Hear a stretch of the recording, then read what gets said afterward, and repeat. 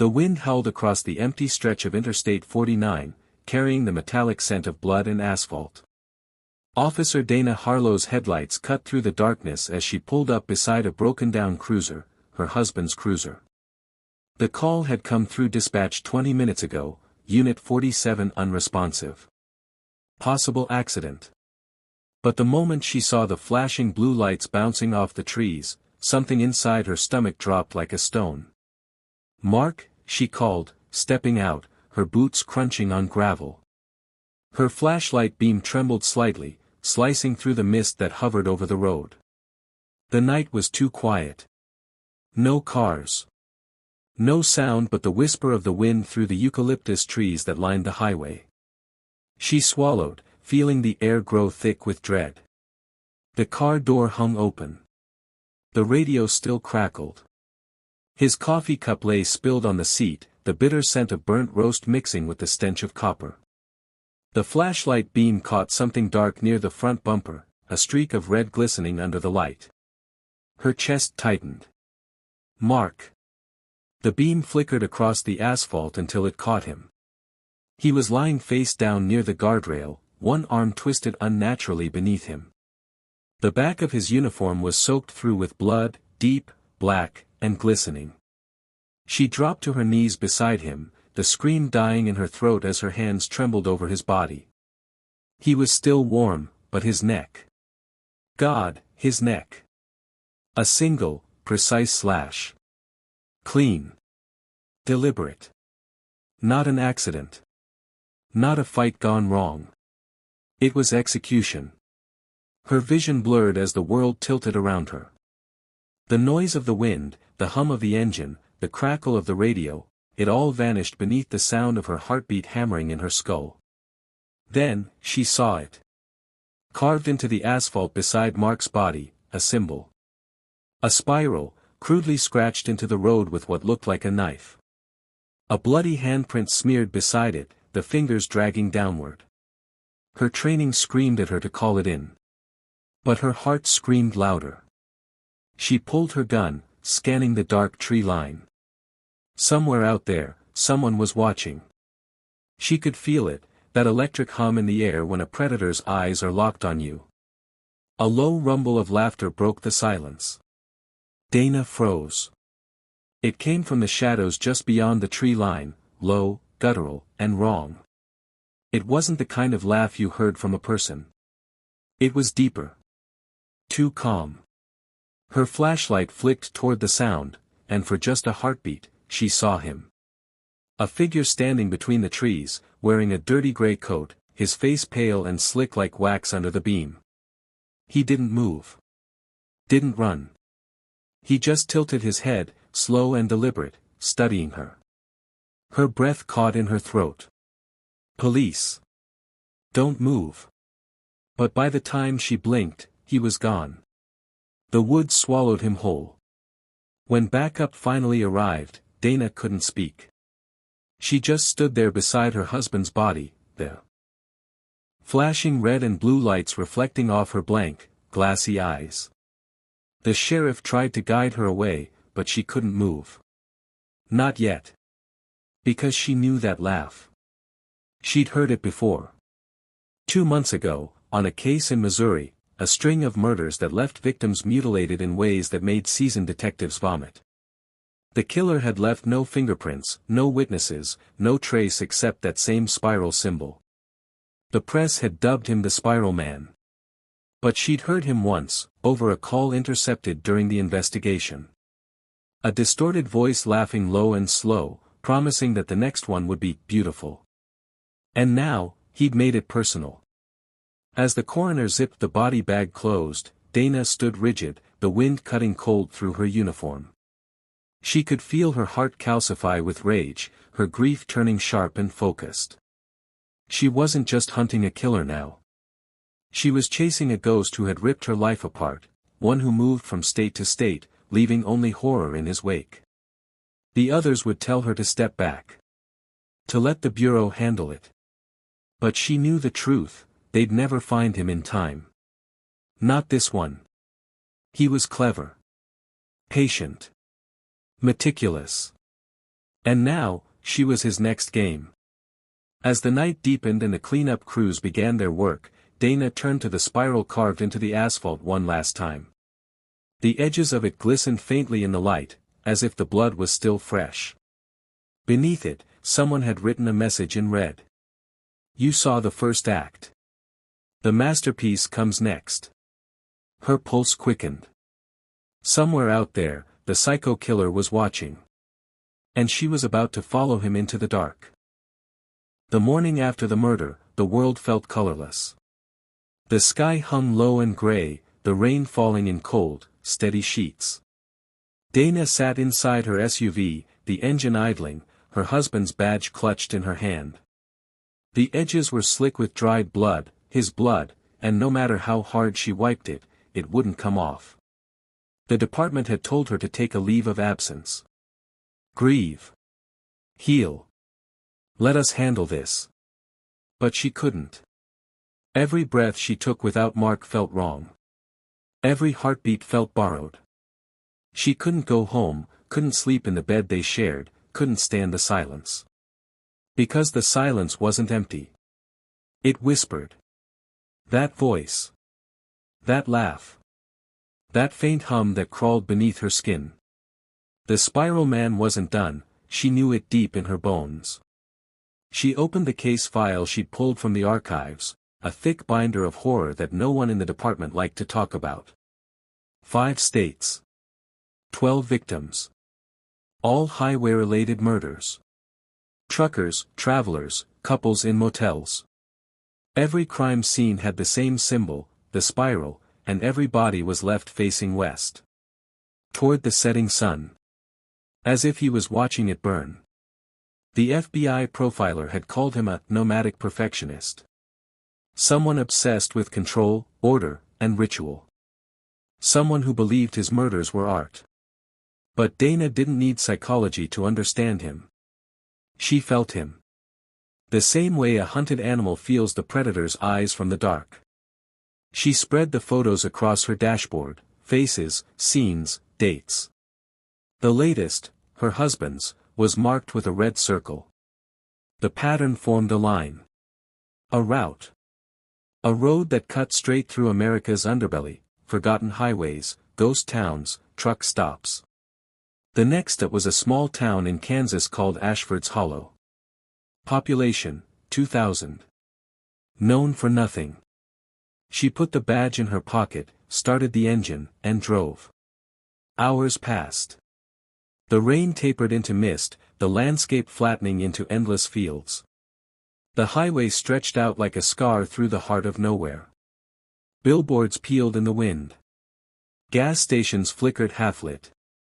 Somewhere between the static of her police radio and the drone of the tires, she began to feel like she was crossing into a different world, one where time forgot to move. As dusk fell, she stopped at a roadside diner. The neon sign buzzed faintly, Darla's Diner, open 24/7. Inside, the place smelled of stale coffee and burnt bacon. A handful of locals sat hunched over their plates, eyes hollow from long days and cheap whiskey. She slid into a booth, ordered coffee, and pulled out her map. Her eyes tracked the road ahead, Route 17, leading straight into Ashford's Hollow. Long drive, a voice said. She looked up.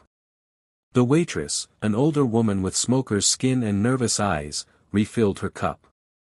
Ain't many people headin' that way. Why's that? Dana asked, voice low. The woman shrugged, but her gaze flicked toward the window, where the dark highway vanished into the fog. Roads bad luck. Few weeks back, trucker disappeared. Found his rig empty, engine still runnin'. Sheriff said it was just fatigue, but, she leaned closer, voice dropping to a whisper. People say they seen lights on that road. Bright, fast, like someone's comin' right at you. But when you pull over, there's nothin' there. Just, a spiral burned into the dirt. Dana's stomach clenched. A spiral? The woman nodded. Painted red. Always red. Her heart began to hammer. She forced herself to stay calm. Where exactly? The waitress frowned. Right before the turnoff to Ashford's Hollow. Near the old rest stop. Why? Dana smiled faintly, though her eyes didn't. Just curious. She paid and left a 20 on the counter. The woman called after her, voice trembling, "Be careful on that road, ma'am. People don't come back the same." The words followed her into the mist. By the time Dana reached the stretch the waitress had mentioned, the world had turned black. The road ahead shimmered under her headlights, slick from rain. She slowed near the rest stop, a crumbling building with graffiti-covered walls and shattered windows. Something caught her eye.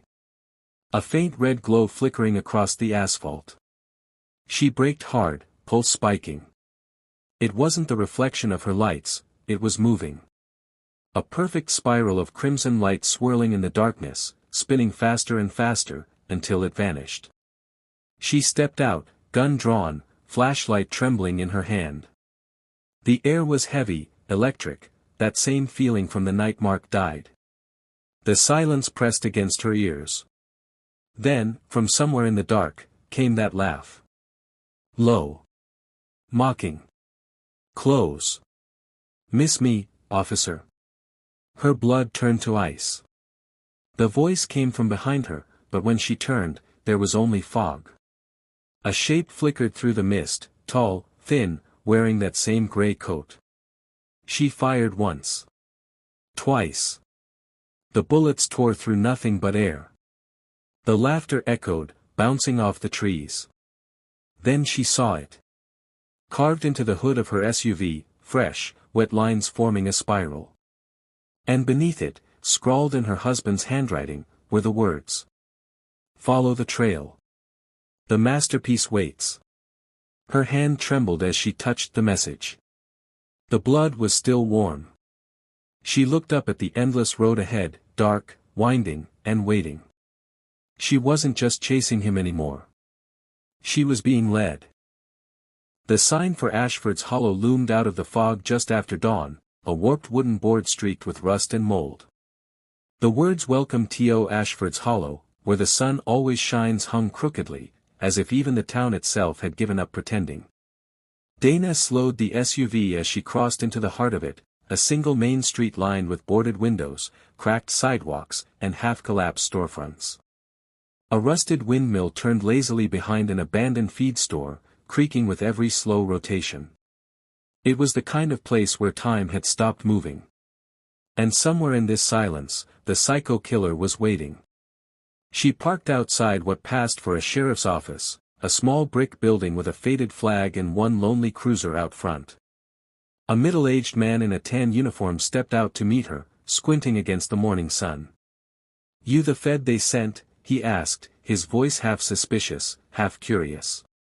"Detective Dana Harlow. Missouri Highway Patrol," she said, flashing her badge. "I'm looking into a suspect tied to several interstate homicides. I believe he may have passed through here." The sheriff, his tag read D. Cooper, scratched at his stubble. "Homicides? We haven't had one of those in years." "Not since," he cut himself off, eyes darting away. "Well, not since the Hollow stopped burying folks proper." Dana frowned. "Stopped burying?" Cooper sighed. "Groundwater's gone bad. Cemetery's been sinkin'. Folks started cremating instead. Guess the Hollow doesn't like keepin' its dead." He looked her over, his expression softening a little. "But if you're talkin' about weird, yeah. We've had weird. Folks seein' lights at night. A man in a gray coat walkin' along the old highway. No one gets close enough to talk to him. Dogs won't go near him neither." Her pulse quickened. "Which way?" "West side of town. Near the old factory. Place has been abandoned for years, used to make paint, before the chemical spill. Nobody goes out there now, except the ghosts." "Ghosts," Dana repeated, her tone flat. Cooper gave a half-smile. "In this town, that's not a figure of speech." By midday, Dana was parked outside the remains of the Hollow Paint and Solvent Company. The building stood like a corpse, windows shattered, steel frame twisted, graffiti covering every wall. The air reeked faintly of chemicals and mildew. As she approached, the wind picked up, carrying the faint rattle of loose metal and something else, a soft hum, almost musical, like someone whistling through their teeth. Her skin prickled. Gun drawn, she pushed open the front door. The hinges screamed. Inside, sunlight poured through the holes in the ceiling, catching clouds of dust that floated like ashes.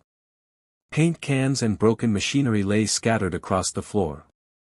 In the far corner, she saw a wall covered in symbols, hundreds of spirals, carved deep into the plaster, all painted with something dark and dry. Blood. She moved closer, her breath shallow. Each spiral was slightly different, some wide and open, others tight and almost suffocating. But in the center, one stood out. It wasn't carved. It was drawn. Fresh. Still wet. And beneath it was a message scrawled in dripping red. The Hollow will feed them all. Her heart pounded. She crouched, examining the markings. There was a smell beneath the blood, rot, dampness, something chemical. She recognized it. Paint thinner. Her radio crackled suddenly, making her jump. "Na Harlow, come in. This is Sheriff Cooper." She raised the receiver. "Go ahead. You might want to get back here. We found something behind the diner. Looks like," he hesitated. "Looks like a body." Back in town, a small crowd had gathered behind Darla's diner. The same waitress from the night before stood there, hands trembling, face white as paper. Dana pushed through the onlookers. The victim lay half buried behind the dumpster, a man in a trucker's jacket, eyes wide open, lips stretched into a grotesque smile. His chest was carved open, and a spiral had been etched into the skin directly over his heart. His tongue had been removed. On the wall behind him, written in what looked like paint and blood, were the words, "Practice makes perfect." Dana felt the air go thin. "When was this found?" "An hour ago," Cooper said, pale. "Darla's delivery boy found him. Said he smelled something sweet. Like turpentine." Her stomach turned. Paint thinner. The killer was here. In this town. Right now. She crouched near the body, noticing a trail of boot prints leading away, faint, almost invisible in the dirt. She followed them to the corner of the alley, where they simply stopped. No exit. No footprints leading away. Just the faint trace of red spirals drawn across the ground, circling outward. Then her phone buzzed. A message. No number. No sender. Just words. "You're getting warmer, detective. But can you feel it? The Hollow's heartbeat?" She looked up sharply. Across the street, behind a cracked window on the second floor of the abandoned motel, someone was watching her. A flash of gray. A faint, deliberate wave. Then he vanished. Dana's hand tightened around her gun, rage and fear colliding in her chest. The spiral man was playing with her, pulling her deeper, showing her glimpses of his world, his creation. But what terrified her most wasn't the body, or the blood, or even the message. It was the sound that came from deep beneath the town, a low, rhythmic thumping echoing through the ground, like something alive was stirring beneath their feet. The Hollow had a heartbeat. And the psycho killer was composing its final song. Night fell heavy over Ashford's Hollow, suffocating the town in a darkness that felt alive. The streetlights flickered like dying fireflies, and the wind carried a strange hum that seemed to echo from beneath the ground. Dana stood on the edge of the old factory lot, flashlight trembling in her hand, staring at a small, rusted manhole half buried in mud. That low thumping sound, the one that had been faint before, was louder now. Steady. Measured. Like a drumbeat pulsing deep below the surface. The Hollow's heartbeat. She crouched, brushing away the dirt. The lid had been pried open recently, the edges were streaked with fresh handprints, smeared red. Jesus, Sheriff Cooper muttered behind her. What the hell is this place? Dana looked at him, eyes hard. It's where he's been hiding. Cooper hesitated. You sure you want to go down there? We could wait for backup. He killed my husband. She didn't look at him when she said it. I'm not waiting. Before he could argue, she gripped the metal rungs and descended into the dark. The air below was thick and damp, heavy with the stench of chemicals and decay. Her flashlight beam cut through the gloom, revealing narrow tunnels dripping with condensation. The walls weren't concrete, they were layered with paint, thousands of coats thick, like the entire passage had been sealed in by color. Cooper, she whispered. He was right behind her, breathing hard. Feels like a damn grave down here. It did. Every sound was muffled. Every footstep echoed back wrong, distorted, as if something else was walking with them, just one step behind.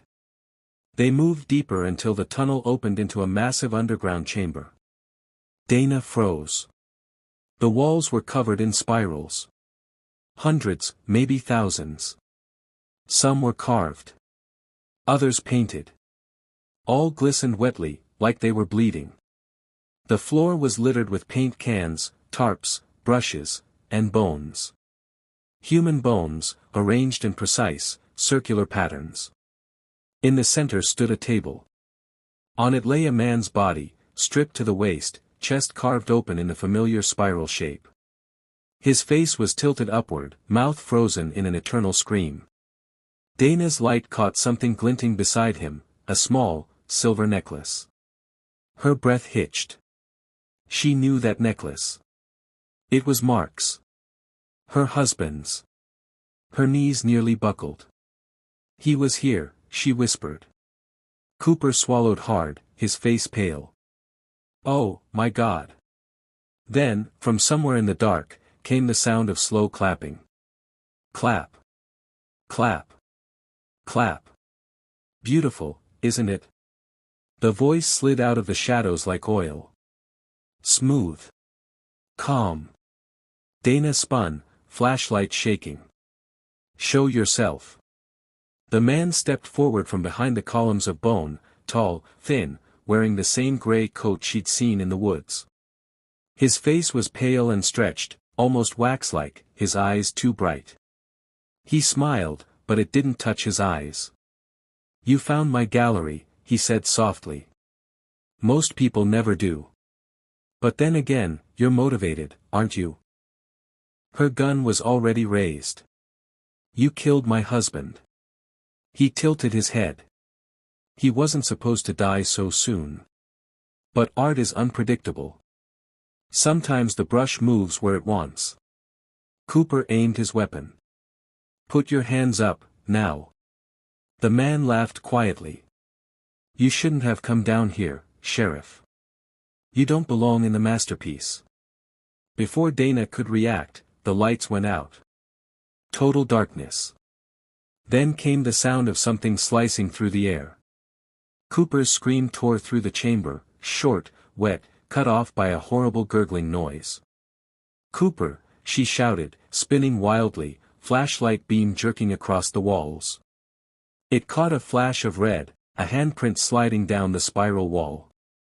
Cooper's body hit the ground a second later, his throat open from ear to ear. And the killer's voice came again, closer now.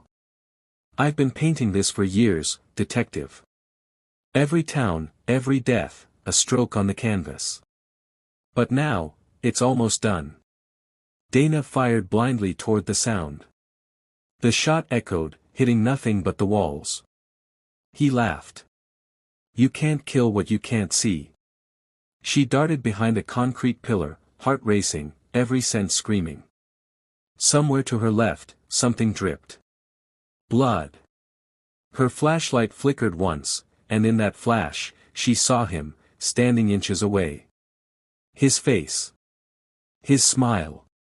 His eyes, filled with something that wasn't madness but joy. He whispered, you're part of it now, too.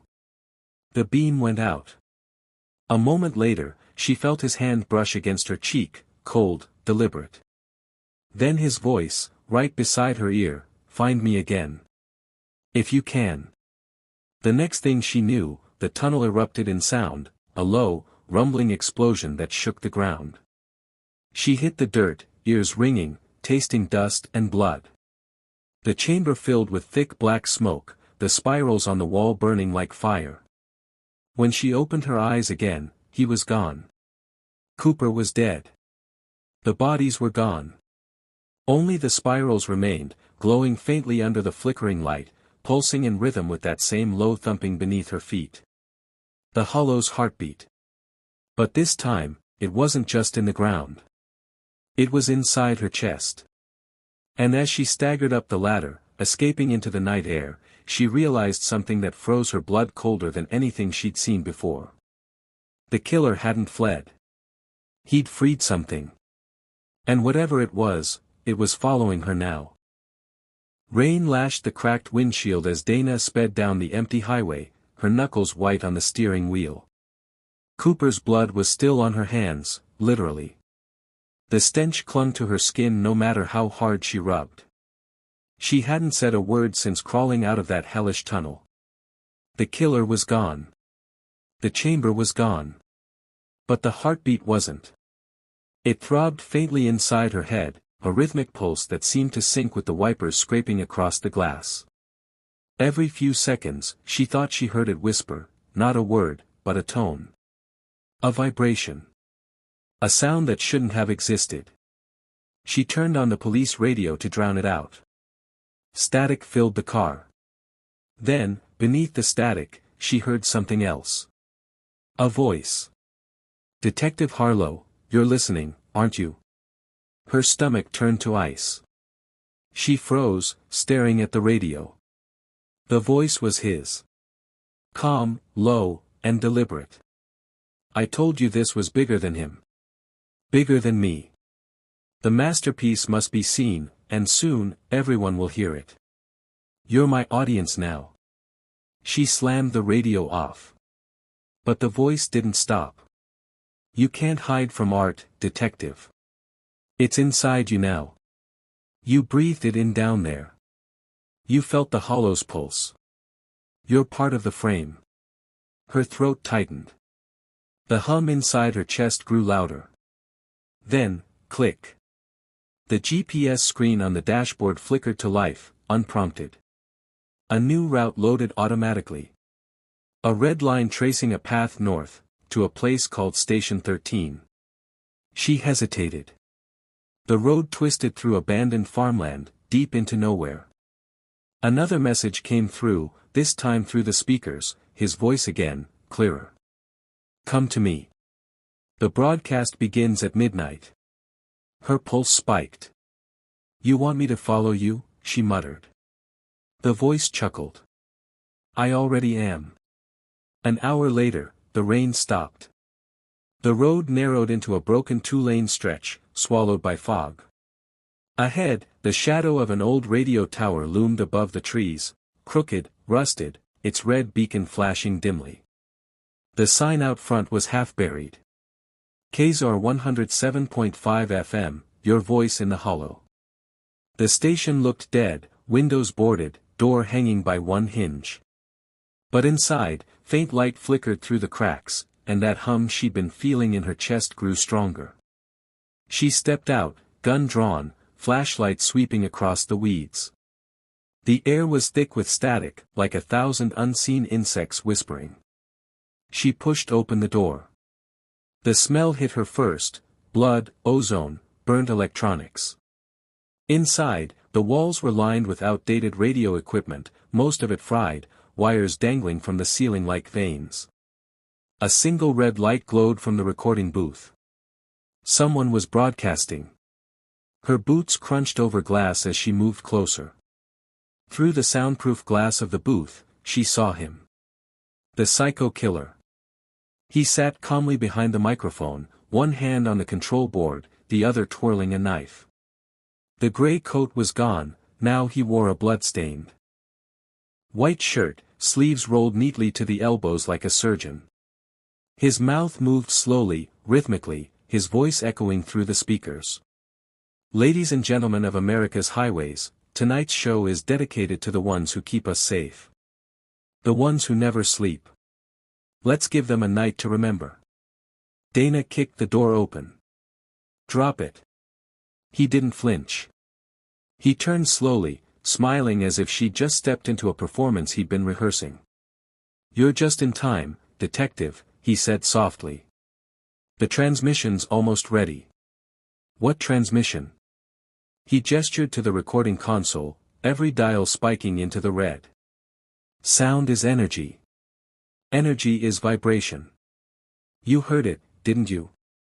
The heartbeat. The hollow speaks through frequency. Her hand tightened on the gun. You're insane. He tilted his head. Insane? No. Enlightened. You see, the human body vibrates at 7.83 Hz. That's the same resonance as the Earth. But when you alter the frequency, when you corrupt it, the mind fractures. Reality bends. The red light above them began to pulse faster.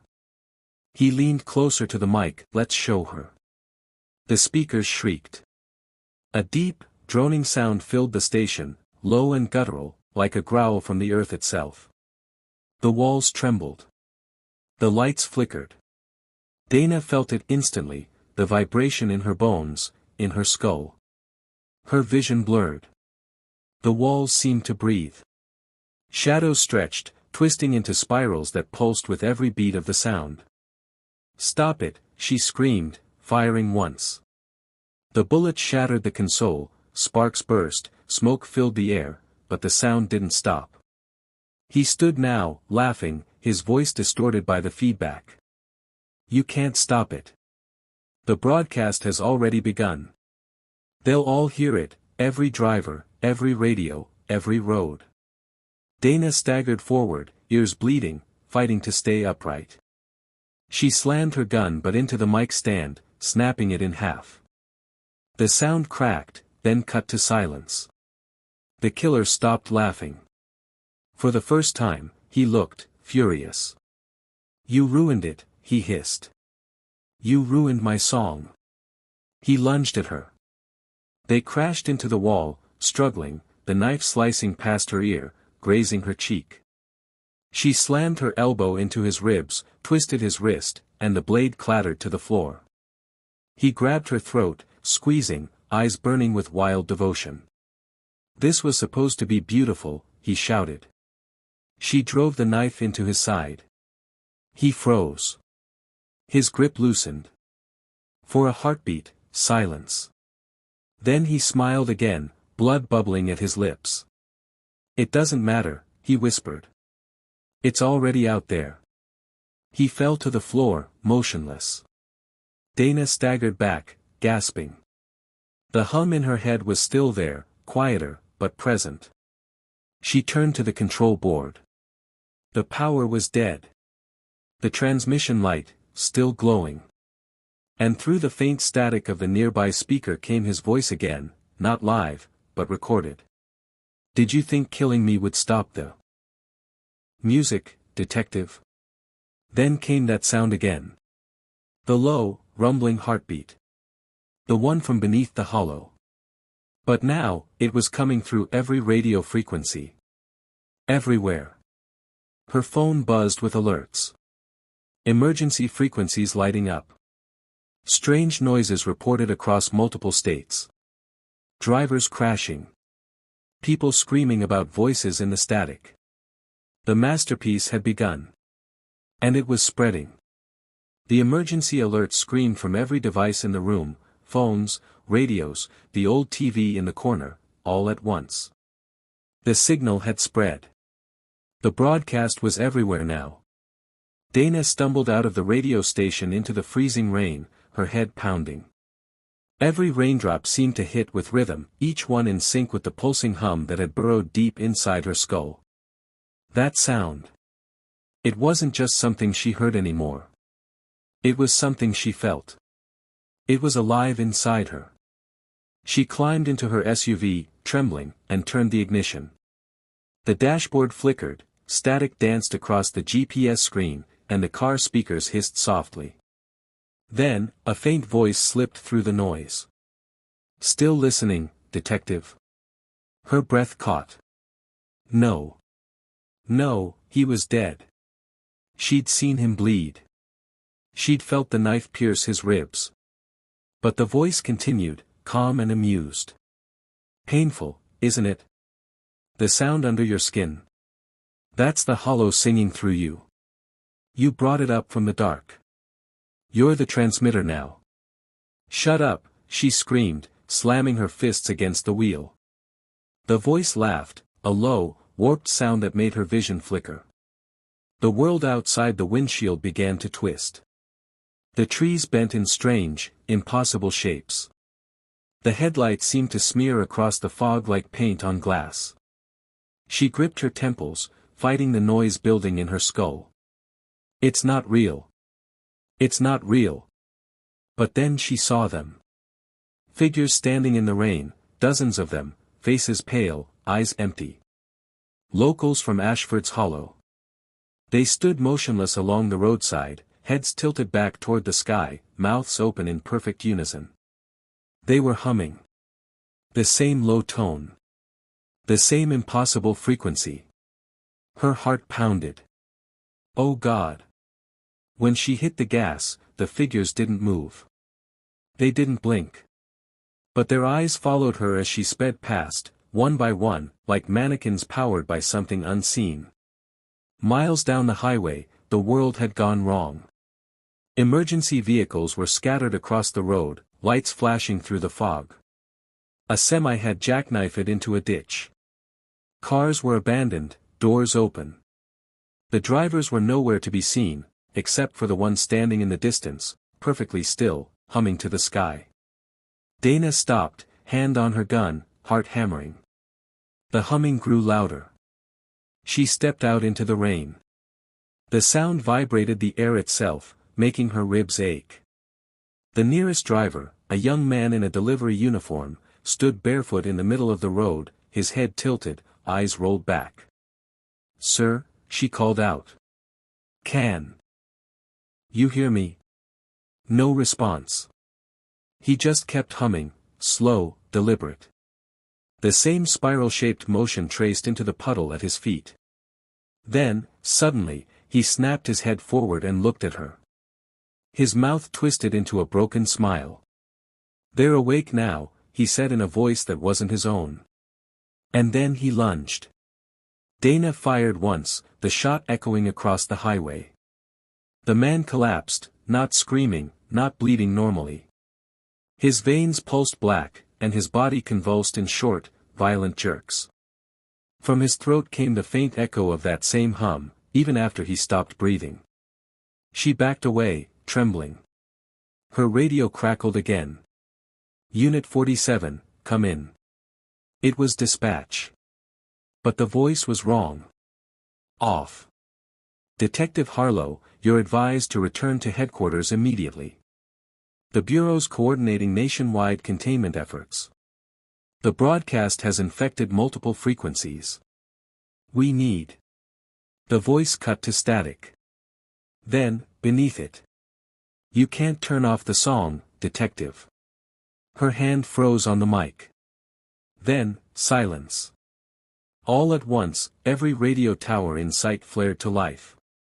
Red warning lights blinked across the horizon, one after another, creating a pattern, a perfect spiral spreading outward. The rain fell harder. The hum deepened. Her vision blurred. She staggered, gripping the side of the SUV. Her reflection in the glass was wrong. Her pupils were spiraling, literally rotating, slow and unnatural, like something inside her was twisting reality itself. "No," she whispered. "You're not real. You're dead." The voice inside her head laughed softly. "I was never alive. I was the frequency." She dropped to her knees as the sound crescendoed, a booming, distorted roar that made her teeth rattle. Images flickered through her mind, Mark's face, the spiral man's smile, the underground chamber, the walls pulsing like organs. And behind it all, something larger. Something moving beneath the earth. A shape. A presence. A living rhythm. The hollow. She could see it now, a vast, endless network of tunnels beneath America, pulsing with red light, veins of sound spreading outward like infection. Every spiral, every murder, every broadcast had been a way to wake it. The psycho killer hadn't been working alone. He'd been serving something ancient and buried, something that wanted to be heard. Dana screamed, pressing her palms to her ears. The sound was inside her, vibrating through her bones, warping her vision until the entire world seemed to spin. Then, silence. The rain stopped. She lifted her head. The highway was empty. The humming was gone. The fog had cleared. For the first time in hours, she could breathe. She stumbled back into the car, shaking. Maybe it was over. Maybe the transmission had ended. Then, her phone buzzed. One new voicemail. No caller ID. She pressed play. Mark's voice. Dana, it's me. Her blood ran cold. Don't follow it anymore. Don't chase the sound. It's not his masterpiece, it's yours. The message ended. The phone screen flickered, static crawling across it. Then, faintly, the hum returned. Only this time, it was coming from her chest. She looked down. Her heartbeat pulsed in rhythm with the sound, slow, deliberate, and perfect. The hollow had chosen a new voice. And it was hers. The night was too quiet. The kind of silence that pressed on the skull, heavy and unnatural. Dana drove through the abandoned streets of the next town, headlights sweeping over empty storefronts, overturned trash cans, and windows still flickering with static from dead televisions. The hum inside her chest was steady now, soft, rhythmic, almost like breathing. She'd stopped fighting it hours ago. There was no point. It wasn't going away. Everywhere she went, she could feel the transmission pulling her forward, like a compass inside her heart, whispering the direction she needed to go. Toward him. Toward the psycho killer. She could see his face every time she blinked, that smug smile, the stillness of his eyes, the way he talked about his masterpiece. Now she understood what he meant. The broadcast wasn't a signal to control others, it was an infection. A pattern of sound that rewired the human mind. It had started as his experiment. But now it was alive. And it wanted an ending. Her car died miles outside of town. One moment, the engine hummed normally. The next, the radio light glowed red, and the hum inside her chest synced with it perfectly. When she stepped out, the air was thick, like the world itself was holding its breath. Ahead, she saw an old industrial warehouse looming in the mist. Massive, decaying, the metal walls rusted and scarred with symbols she recognized, the same spirals that marked every murder site. She knew instantly. This was where he wanted her to come. The place of his masterpiece. Inside, the air was alive with sound. It wasn't loud, not yet. It was the low, vibrating tone of machinery, the mechanical heartbeat of something ancient beneath human invention. The warehouse was filled with broken speakers, old radios, TV sets, and tangled wires running across the floor like veins. Every screen flickered with static, faces appearing for seconds at a time, faces of the people she'd seen humming on the highway, their eyes blank, mouths open. And then, she heard his voice. Detective Harlow. He stepped from the shadows, calm as ever, his rain-soaked shirt stained with dirt and blood. His face was thinner now, his pupils like two black holes pulling the light in. I knew you'd come, he said softly. You were always part of it. Dana raised her gun, though her hand trembled violently. You're done. Whatever you think you're creating, it ends now. He smiled, tilting his head. It already began. You're here, aren't you? That means the final frequency worked. He gestured toward the center of the warehouse. There, she saw a massive speaker array built from scavenged parts. Towering and pulsating faintly with light. Wires snaked into the concrete floor, and the hum beneath her feet grew stronger. This, he whispered, is the mouth of the hollow. She fired. The bullet hit his shoulder, spinning him backward, but he didn't fall. He only laughed, blood spilling down his arm as he steadied himself. Still fighting. Even now. He spread his arms. Can't you feel it, Dana?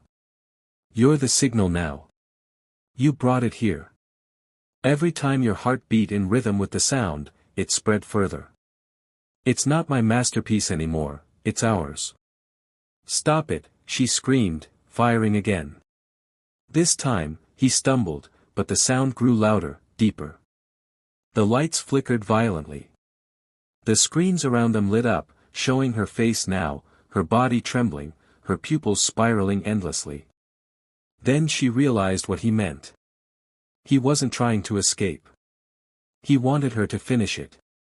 The hollow needed a living transmitter to complete the resonance, to open whatever was buried beneath. And she was already infected. No, she whispered, lowering her gun. No, I won't let you. But he rushed forward, grabbing her wrist, forcing the barrel under his chin. Do it, he hissed. Be what you were meant to be. She fought against him, but the hum inside her roared, flooding her veins with electricity. Her pulse throbbed with impossible force. The floor beneath them began to crack, light seeping up through the concrete like blood through skin. And then, she pulled the trigger. The explosion of sound was not from the gun. It came from her. Everything went white. She woke on her knees in the center of the warehouse, surrounded by static. The air shimmered, heavy with the hum that no longer hurt, it felt beautiful. The walls were pulsing, the spiral symbols glowing red. The killer's body was gone. Only his voice remained, echoing in the frequencies all around her. You completed it, he whispered. The signal lives. The world will hear it now. She screamed, clutching her head, but there was no pain, only the music of the hollow, pulsing through her heartbeat, spreading outwards, far beyond the warehouse walls. She could see it now, the radio towers lighting up across the horizon, one by one, forming the shape of a vast spiral seen only from above. Cities would wake to it soon. Every human heart would sync with the rhythm. Every mind would open to the darkness beneath. And at the center of it all, Detective Dana Harlow. Her eyes glowed faintly red as she stood, her breathing calm, her voice serene. The masterpiece is complete, she whispered. Outside, every phone began to ring at once. Every screen flickered to life. And through each one, her voice spoke, soft, inviting, and in perfect rhythm with the hum of the world. Can you hear it now? The signal pulsed once more, rippling through the clouds like a heartbeat. Then silence. But if you stood still long enough, and listened closely to the wind, you could still hear the faint hum. The song of the hollow. The psycho killer's masterpiece. And it was just beginning.